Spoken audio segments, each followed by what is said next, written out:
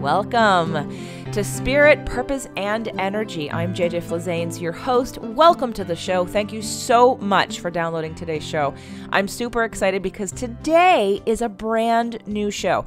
And what I mean by that is a lot of my shows are some of my favorite shows that I republish here from my original show, Fit to Love. So I am the host of the Fit to Love podcast, physical, emotional, and spiritual fitness for the happy life you deserve. And in order to test out and get some metrics on which one of my 6 days of the week of this Fit to Love podcast show was the most popular, what it was of most interest to people, I wanted to take and republish all 6 days as their own show. And here we are with Spirit, Purpose, and Energy, which was originally Freedom Friday. So I have a ton of shows from Freedom Fridays that get repurposed here because the information's great. I'm getting great feedback from you guys on the information, and you can more easily find me under this channel for the information that you're actually looking for, because you may not be interested in the alternative medicine and the other information that I talk about on the Fit to Love podcast show, which is why we have Spirit, Purpose, and Energy. And the good news is that this channel will continue. Once the published shows from Fit to Love are here, we will start re-recording brand new content with very exciting information and guests coming to you. But here's what's really cool about today. Today is a brand new show, never been recorded before. It is a solo show with me because I have something I want to talk about and something that I think will be of interest to you on the heels of a brand new book I just published. That actually, this information is not even in that book, but it is allowing me to realize that you're interested in more. You want more. So I have been not publishing for a couple months. I put out a new book, my third book, called The Invisible Fitness Formula: 5 Secrets to Release Weight and End Body Shame. And we did very well. We were number 2 on the Amazon bestseller list for women's health and number 2 on Amazon for hot new release in women's health the day that we launched. So it was a super fun, exciting time. There's videos up on, there's a playlist up on my YouTube channel, jjflizanes.tv, with lots of testimonials about the book, people that I've worked with that helped content create some of the things in the book and inspired the book. So I invite you to come over and check that out if you watch videos on YouTube. Again, that's jjflizanes.tv. But today's topic is astrology and weight loss. I have never done a show on astrology and weight loss. And something hit me the other day about Invisible Fitness Formula, which underneath the Invisible Fitness brand, I still can do anything spiritual because it's invisible. Invisible forces are at play in your life, in your body all the time. And it's funny, sometimes clarity comes in unique times, right? Have you ever been doing something and all of a sudden you get this really clear idea or thought, or the situation just becomes clear in that moment and you're not trying, it just happens when it's supposed to happen. When you aren't focused on it, it appears. And that's what happened. I realized that I always, especially now in the last 2 to 3 years, but even with clients 12 years ago, use astrology with my clients. And I never tell anybody that I do it. I mean, that's one of the reasons I'm different, but I don't talk about it. So I wanted to explain for those of you who are clients and listening to this, but I'm sure you already know. And for those of you that do astrology and wonder, how can I utilize this in my life in more tangible ways that are more than just psychological, why I think astrology is absolutely necessary when putting your self-care plan together. Because you have chosen to incarnate in this lifetime in a certain blueprint of energy. That would be your astrological chart. In your chart, it's like a recipe, right? You can see that there are many different chocolate cakes in the world and they all taste different, but they're all chocolate cake. So what's the difference from one cake to the next cake? Well, it's ingredients. Well, you have ingredients. That's called your astrological chart. Those energies combine to make you who you are. And understanding them and working with those energies and not beating yourself up. I think a lot of shame comes from not understanding who you are in this life and where you came from, where you're going, what the lessons are you need to learn, and why you're built the way that you're built. For a long time when I was younger, I was the queen of being a victim, first of all. So any of you who knew me when I was in grade school or high school, I remember because I was so obviously hurt all the time. If you hurt my feelings, I'm a Pisces, so I'm very sensitive. But if you hurt my feelings, I would tell you about it and I would tell you why and how you hurt my feelings and basically tell you not to do that anymore. And this show is not about victim mentality. although I've got plenty of those, and maybe I'll republish them here. But they're on Thoughtful Thursdays on the Fit to Love podcast, so fit2love.tv, and check out all about victim and rescuer tendencies and persecutor tendencies and how that shows up in your family and all those dynamics. So that's a whole nother thing. That's a whole nother level. And I'm like an excavator. There are so many levels at play in your being, and understanding them can help you to release shame and to work with who you are and what works for you. Of course, there are things out there that work for some people, and some of it may be good science and bad science, or not even science. It could be mythological science, which happens all the time in my industry. People make crap up all the time and feed it to you, and you go, oh yeah, I should do this exercise or this thing, and you're not being told the whole story. And why does it work for that person and not work for another person? Well, this is why we're on the astrology conversation, and I'm going to try not to digress too much and to bring it all into one whole big package. But if you're someone who knows astrology is important, but you haven't worked with it yet, or you feel like you beat yourself up all the time and you have shame about your personality or about your habits or about your limiting beliefs, this show is for you. And please also, if you enjoyed today's show, I would love a rating and review at the end of it, because I want more people to feel less shame. I want more people to understand who they really are on a huge, broad level, not who your parents were and where you grew up and what you do for a living. I'm talking about who you are in this universe, who you are as a physical being, and who you decided to express yourself as in this lifetime. I'm going to give you a couple examples, and I'm going to explain astrology to you. So there, in your recipe ingredient list, there are many different planets. And off the top, I'm going to say I'm not an astrologer. I don't even know how one becomes an astrologer, if there's a school for it or not. But I've been studying astrology for about 20 years. And how I use astrology is exactly in the way that I'm going to share with you today.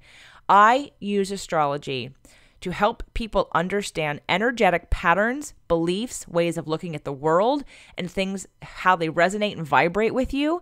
And in working with those energies, to be compassionate about them, to work with them, not against them, to not judge yourself for them, to accept them for as they are, because you chose it. You chose to come in this lifetime as this person. So what is it about your personality and how you interpret information, how you interpret feelings, how you look at the world, how you interact with others, what is of value to you? I think that's all very valuable. So for instance, one of the planets that I encourage people to look at is where your Venus is. What sign is in Venus for you? And as a Pisces is the last of the 12 signs. So we are the combination and accumulation of everybody's good stuff and everybody's bad stuff. And someone might say that the Pisces, if you're an Aries, you might say the Pisces is the toilet bowl of the signs, which an Aries was the one who actually, the contrast of her being, like how she would talk about me as a Pisces, was actually what got me interested in astrology. So thank you, Kelly, from years and years and years ago, for being such an arrogant pain in my butt, that it made me want to learn about the good aspects of being a Pisces, because her description of us was very bad. And now, in retrospect, it's quite the opposite. She was a typical Aries. And that's not to say any of you Aries out there are like her, but there are traits that she represented that I appreciate, because if it wasn't for her, I wouldn't be where I am today with this information. And I'm at peace with so many things. So the first thing I'm going to say is, so as a Pisces is the last of the signs. I'm very gray. I look at the world, rarely a time where there's a hard and fast, like right and wrong for me. Like I won't say like that's just wrong, because I recognize that we're all different. And in fact, if it wasn't for astrology, I was very judgmental about people. I thought that people were insensitive and stupid, because I could not understand why I would look at something, be really moved, maybe even tears or like, oh my gosh, and upset, and why other people looking at the same situation were not reacting the same as I. I would be like, what is wrong with them? And then astrology explained to me how that they look at something different than I do. So of course, if they look at it different and they interpret different, they're going to feel different about it.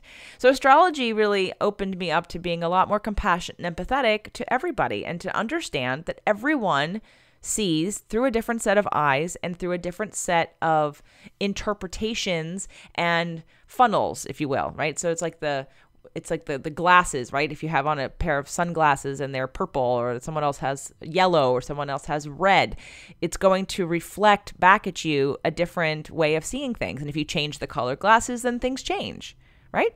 So it's how we interpret things, how we hear them. Back when I was single and with one of my last relationships as being single, we were in flux. And I know this is about weight loss, and I'm getting there. So we're in flux, and all I want to know, I found myself being extremely impatient about needing an answer to, were we together or were we not? I got a little crazy about that. And I looked at myself and thought, what is your problem? Like, why can't you just be? Because the rest of me was all gray and go with the flow and not have to define or label something, or not even wanting to define or label something. And it took me like 6 months of being very frustrated. And in retrospect and like reflection of my behavior, I thought, what is wrong with you? Why do you need to know? Like, what's the thing about, like, why can't you just be? Why do you have to have a yes or a no about whether or not you're together? So I looked at my chart, and Venus is how you deal with love. And my Venus was in Aries. So right then and there, I'm like, oh, well, now that makes a lot of sense, and now I understand. And when I could embrace that, when I can understand with it, I could work with it so that I could heal it and make peace with it and ask for what I need to satisfy it and make decisions based on how it serves me. So when it comes to releasing weight and emotional eating and exercise, we'll start with the emotions first. Your astrological blueprint really can tell me and you a lot about how you feel or don't feel emotions. And a lot of times people are very detached from their bodies. People use food or substances to repress feeling something uncomfortable, because if you're not a water sign, or maybe even if you are a water sign, there's so much emotion there that it scares you. So there are different expressions within astrology that can lead us to understand more about how to break those patterns, how to add things into your life that support your processing of emotions so that you don't try to repress them, so that you're comfortable in them, so that you can release them, so that you can connect with your body and you can use your intuition on a deeper level.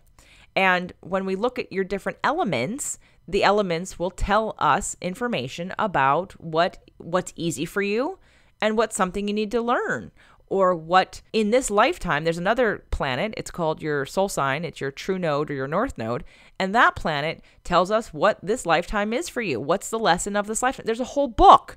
Jan Spiller's Astrology of the Soul is literally about that one planet, that one ingredient in your chocolate cake of yourself, of your energy, and that goes over what you're here to learn and what you're good at, what, again, your strengths, your weaknesses, what the bottom line is, and how to work with that. So there's so much that I'm not going to finish it all in this show. But astrology and weight loss. I'm going to give you the 5-cent astrology lesson that I've done on other shows before, and I may have repeated it in the future, depending on which shows get published here from Freedom Friday. There are 4 elements. So the most important thing to know, there are 12 signs. There are 4 elements. And the elements all have energy. And working with those energies, they all have sort of shadow sides and light sides. They all have weaknesses and strengths. They all fit into the puzzle very nicely and needed, and they all create balance when they're all together. Having too much of one planet or one kind of element, it will, can cause imbalance. So for instance, years ago, I had a client in Orange County. He was a mortgage broker, and he was a Scorpio, and we got along famously because Pisces and Scorpio is a good sun sign energy combination. We're both water signs. However, he was so anxious and he had so much pent up emotion. And I also know he had a lot of repressed anger now in retrospect. But back then, I didn't do astrology right then and there, but it took me a little while of training him that I finally had to. He said to me that his therapist had said to him, don't you ever, when do you shut down? When do you shut off? And he said, what do you mean shut off? I don't shut off. I don't even know what that means. I never shut off. I'm always going. And I thought, okay, he can't be a Scorpio, because a Scorpio energy would retreat and reflect and look and study and analyze and wait for the perfect moment. And he's always go, go, go, go, go. Now, yes, he's a sun sign Scorpio, but when I did his chart, he had at least 5 planets in Sagittarius. And Sag is a fire sign. Fire is energy. So of course he had all of this energy. I mean, he was mostly Sag. So it made complete sense that he couldn't or didn't know how to slow down or stop. Now, with that, when someone has that much fire in them, you need to use it. That's your body telling you have to use it. So now exercise and burning off that energy becomes a necessary part of you feeling calm and peaceful, about you not repressing emotion and releasing anxiety. It's not about, like for me, going rollerblading these days is about connecting with my spirit and my body in an easy, flowing kind of way where I get downloads. My subconscious, my inner being, my connection to source becomes very clearly through me when I'm rollerblading. And it's not about the exercise. So for me, the benefit becomes I need to go do it more because I want to be more in alignment. I want to be more in my body. I want to be more connected and balanced. Not just because exercise. In fact, doing it for exercise doesn't even motivate me. But doing it for spiritual alignment and connection, I did it 4 times last week because I realigned with that truth. So when you understand the energies at play within your quote unquote chocolate cake then you know how to utilize them, how to maximize them, how to balance them. And it can make sense of why you're dealing with anxiety or emotional eating because you're just trying to repress all this energy that wants to come out of you and you don't have an outlet for it. So astrology, to me, is a no-brainer, but I've been doing consults and adding astrology in for years and never talking about it. So today's show is a brand new content for everyone, everywhere that I'm going to share for this very reason that this is a big spiritual aspect, whether you believe it or not. I've used it with people who I don't even ask. I just start doing it because to me, it's truth. To me, it's the ingredients of who you are. You are more than what you appear to be. You're more than your sun sign. You're more than the family you came from. I'm sure there are aspects of your personality. Anyone that has children can say very quickly that your child, whether it be in the womb or within the first week, had a personality. Well, they didn't get that from you. They came into the world like that. And the more we can work with that, the more you can heal things. So I'll say one more thing about my sort of astrological makeup and how I transformed and healed something. So being a Pisces, being very sensitive, growing up, I would feel kind of like a punch in my gut, that I would feel like if someone quote unquote hurt my feelings, which by the way, you're never going to hear me say that anymore because that's not true. No one can ever hurt your feelings. What they can do is trigger an old wound you already have, or they could mirror a negative belief you have about yourself, which hurts you because you believe it, not because they said it. Because when someone else judges you, first of all, it's their problem, not yours. But when someone else wants to hurt you or say something hurtful, if it's not true, you won't even feel anything. You won't even listen. Have you ever been in that situation where somebody says something negative to you and it doesn't even faze you because you know it's not true? It doesn't. But if someone else says something that hurts your feelings, it's because you believe it. You either believe it or you have fear around it or somebody else put it in there and there's a trauma. So anyway, I was always feeling sort of a punch in my gut about like somebody hurt my feelings or something. And I didn't like that because it felt very victimizing. It felt like, oh. So what I did was I looked at my chart, and of course I'm a Pisces, and that's probably in my sun sign, and I recognize Pisces are very emotional, or water signs. We're the 12th sign. We have everybody's good stuff and everybody's bad stuff. We're slightly psychic, if not very psychic. We feel lots of things. We're very intuitive and super, super, super sensitive. Well, I thought, how do I work with this? I don't want this to be a bad thing. People will tell you that you're oversensitive. You're too sensitive. See, I don't believe in those terms. There's no you are what you are. Work with what you are. Embrace what you are. Learn how to be with it. So I wanted to acknowledge and accept that I'm sensitive. Okay, I'm sensitive. So I thought, I'm not going to change. Maybe I'm not going to change the punch in the gut. Maybe I can't control how I react to somebody and interpret somebody else's words or energies when directed at me. But what I can do is, after I feel that initial punch in my gut, I can decide how to interpret that. I can decide what to do about that. I can decide the conversation and the story I tell myself after I hear it or after I receive it. Because I'm sure if any of you can relate to that punch in the gut feeling of someone quote unquote hurting your feelings, what happens next is you tell a story. You tell a story that probably isn't true at all. that you don't verify, that you play all the roles in. You play the role of the person who punched you in the gut. You play the role of yourself, and and you make up this whole story, and it could go on for days and days or years and years. And it's what you tell yourself over and over again that you end up anchoring in your subconscious. So I decided that, okay, so I'll get punched in the gut. I'm going to take a beat after that happens. I'm going to take a breath, and then I'm going to decide how to interpret that. I'm going to decide what to do about that. And once I did that, once I accepted that I was sensitive and that I wasn't going to change that, and that had benefit to me, and that was a good thing, and here's what to do about it, I'm telling you, I've only felt that punch in the gut in the last 15 years once or twice.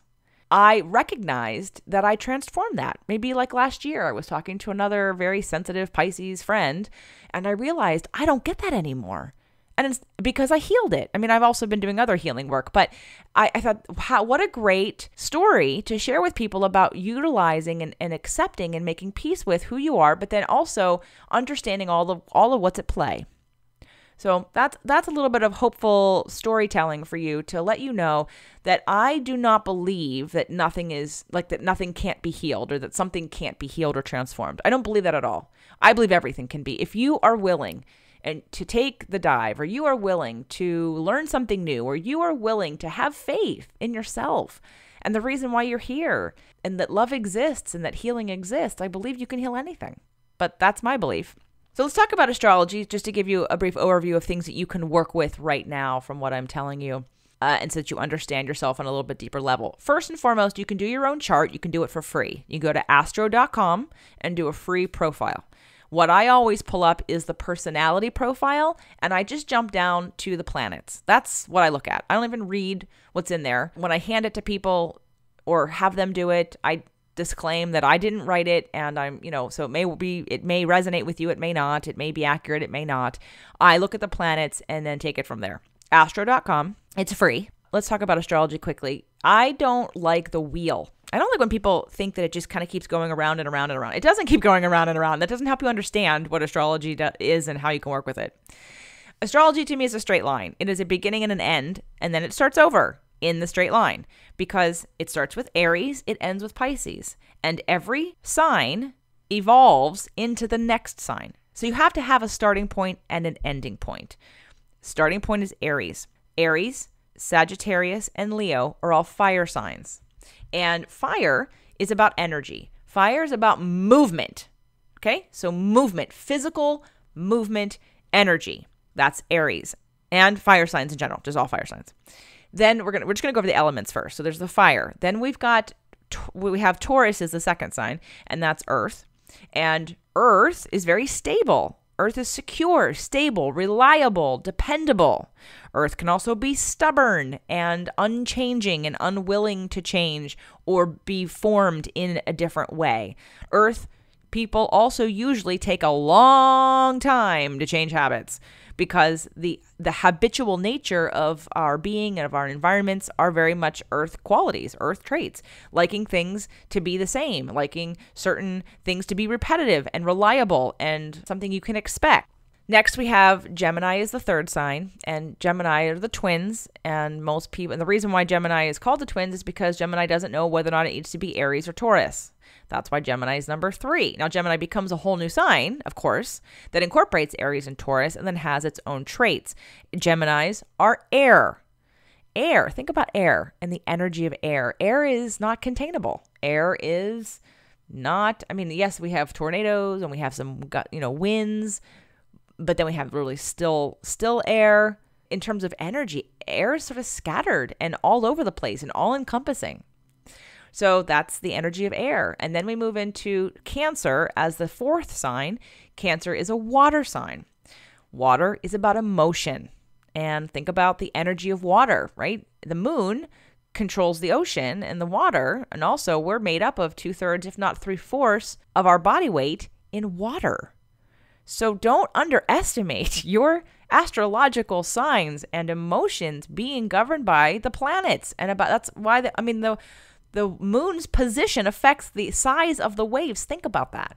the energy of the planets affect what's going on inside of you, and how, if there's a tidal wave happening inside of you, or if you're calm and still, those energies all affect each other. So water can be very deep and still, can be, tidal wave and very aggressive. Those are the 4 elements, and those are the first 4 signs. Now, those are I put astrology, that line of 12, it gets divided into 3 sections. The first section we'll call the least developed. Those are the first planets.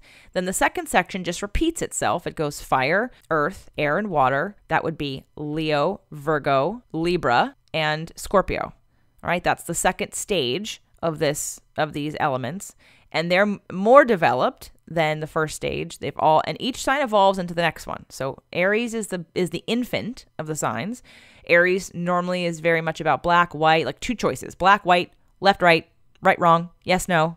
And there's not a lot of levels of different processing. So sometimes Aries can be frustrated that they need to put things in 1 or 2 boxes, and they don't understand gray. That's why with my relationship example of Venus and Aries, it was either yes or no. Like, I did not have a third option. I couldn't process past that. I mean, I could intellectually, but emotionally, I needed an answer.